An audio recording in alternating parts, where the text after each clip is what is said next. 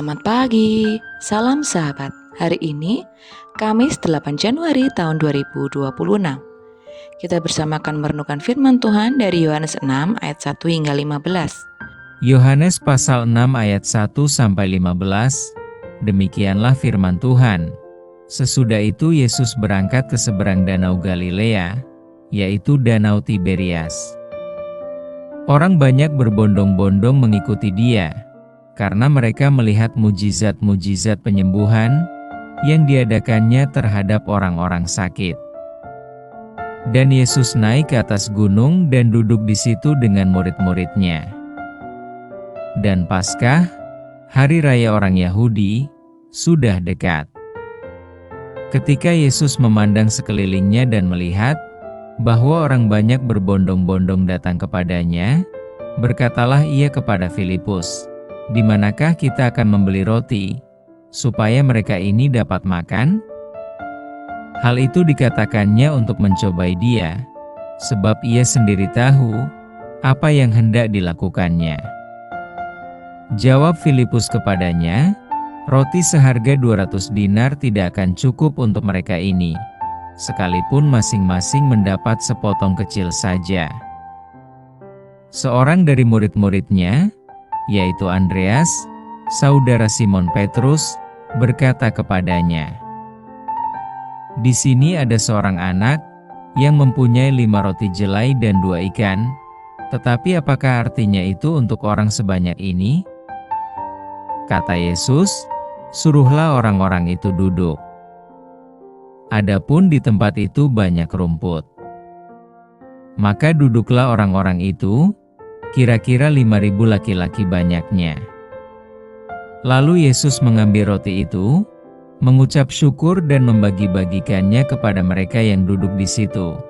Demikian juga dibuatnya dengan ikan-ikan itu, sebanyak yang mereka kehendaki. Dan setelah mereka kenyang, ia berkata kepada murid-muridnya, "Kumpulkanlah potongan-potongan yang lebih supaya tidak ada yang terbuang." Maka mereka pun mengumpulkannya, dan mengisi 12 bakul penuh dengan potongan-potongan dari kelima roti jelai yang lebih setelah orang makan. Ketika orang-orang itu melihat mujizat yang telah diadakannya, mereka berkata, "Dia ini adalah benar-benar nabi yang akan datang ke dalam dunia." Karena Yesus tahu bahwa mereka hendak datang dan hendak membawa dia dengan paksa untuk menjadikan dia raja, ia menyingkir pula ke gunung, seorang diri. Dengan tema Mujizat di Tengah Keterbatasan. Secara narasi, kisah ini merupakan kelanjutan perjalanan Yesus dari Yerusalem. Yesus pergi ke seberang danau Galilea di ayat pertama. Di sana orang banyak mengikutinya karena ingin melihat mujizat di ayat yang kedua. Melihat orang banyak, Yesus berkata kepada Filipus tentang kemungkinan untuk membelikan mereka makanan di ayat 3-6. Filipus menyatakan bahwa secara ekonomi tidak mungkin untuk melakukannya di ayat yang ke-7. Lalu Andreas menunjukkan seorang anak yang memiliki 5 roti dan 2 ikan di ayat 8-9. Dan melalui kuasa Tuhan Yesus, semua orang kenyang, bahkan tersisa 12 bakul di ayat 10-13. Mujizat Yesus terjadi dalam bentuk pelipat gandaan 5 roti dan 2 ikan. Peristiwa ini menunjukkan bahwa Yesus peduli terhadap kebutuhan holistik manusia, termasuk kebutuhan fisik yang mendasar. Ia tidak seperti para rabi saat itu yang berfokus pada dogma dan ajaran dan tidak peduli dengan kebutuhan dasar umat.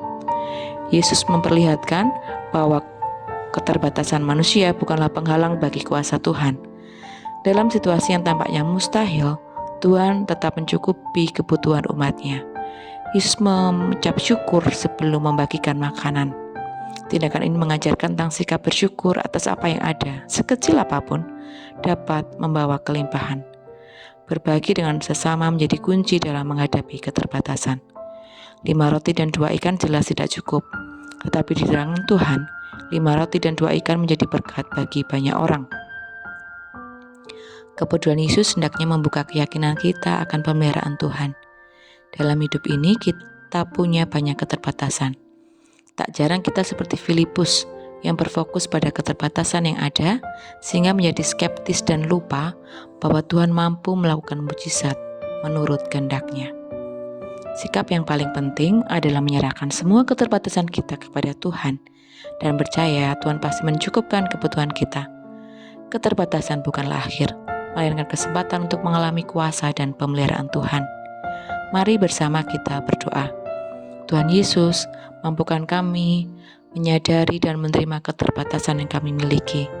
Karena dengan keterbatasan dan kelemahan yang ada ini Tuhan, ini merupakan kesempatan untuk kami mengalami kuasa dan pemeliharaan Tuhan. Karena dalam kelemahan kami, kuasa-Mu yang nyata. Mampukan kami Tuhan, untuk juga menyerahkan setiap kelebihan kami. Dengan kelebihan kami tidak menjadi sombong, tapi kami boleh berbagi dengan sesama kami, dengan keluarga kami. Sehingga kuasa-Mu saja yang dimuliakan. Kami percaya Tuhan, Engkau selalu memampukan kami untuk boleh berserah penuh hanya kepadamu dan tidak bergantung pada kepandaian, kekuatan diri kami sendiri. Di dalam nama Tuhan Yesus kami berdoa dan mengucap syukur. Haleluya. Amin. Selamat beraktivitas. Tuhan Yesus memberkati.